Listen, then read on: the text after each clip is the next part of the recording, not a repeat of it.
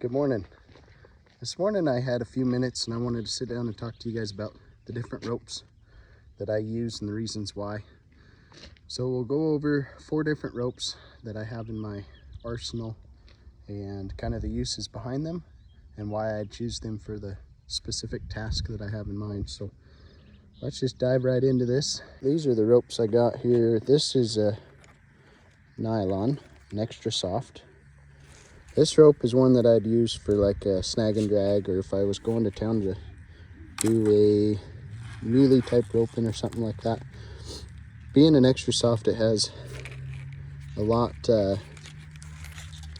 less body in it, so it doesn't stand up like a soft or a medium soft for like heeling. But when they're brand new, they do stand up really nice for a heel trap. So that's one that I have roped a lot with. I've worn a lot of these out in the branding trap and that. But in a head and heel branding, I would take either a brand new, well, not brand new. This is a brand new, but I like a glassed over Drylon. It's one of my favorite ropes.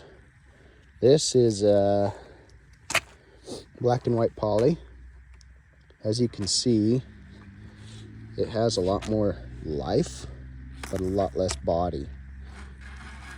And it'll stand up good when they're new. They do get raggy when they get glassy and they'll want to fall down, but they have a lot of drape.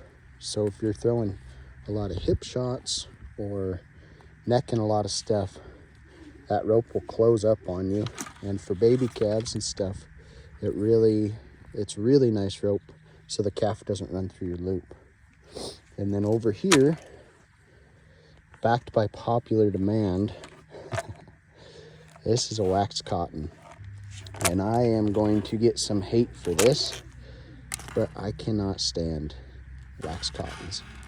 This one's not new, but it's fairly new.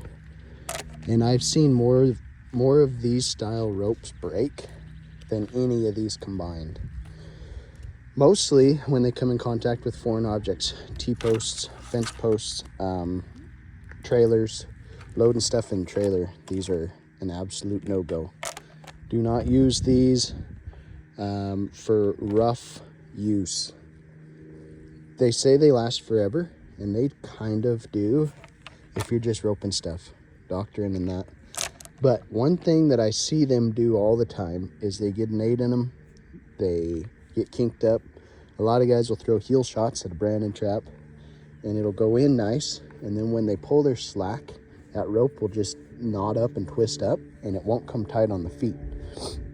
Last week I was at a branding and I seen a pile of heel shots thrown with a cotton, and then the calf just kind of steps over them because they don't close. So this rope, not my favorite. I will pick a Drylon out of any rope ever. These are my favorite ropes.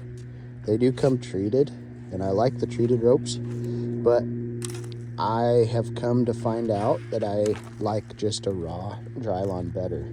The only downfall to these is they are extremely light. They do not work well in the wind. But the longer you use these, you can see it's kind of got some good spring. But the longer you use these, the stiffer they get, which is kind of a benefit to me. They get, I don't know, I'd say double. You can get double the use out of one over, say, a poly or even a nylon. They just last forever. In fact, I have one over here I'll go grab that I've had for years and years. So this is a brand new Drylon, and this is a well-used Drylon. You can see, I don't know if you can tell in the video or not, but they get really glassy like this, just like any rope would on slick horn, mule hide, or that. But this rope is awesome. I love it, and I'd use it still. It's starting to get pretty short on me. I started out as a 65 foot. I cut it out of a coil, and I've tied this Hondu probably 5 times into this rope. I just cut it back, and you can see it kind of needs it again, but it starts to get kind of floppy and collapse on you here. And so I just cut you know, a foot off or whatever each time and retie the Hondu. And this rope here is getting, it's probably 45 foot now. And anyway, this has been a great rope. So this is what they turn into. And I'll swing all these and throw some loops and stuff just to kind of show you how they react. But anyway, that's my take on those and the reasons why I like them.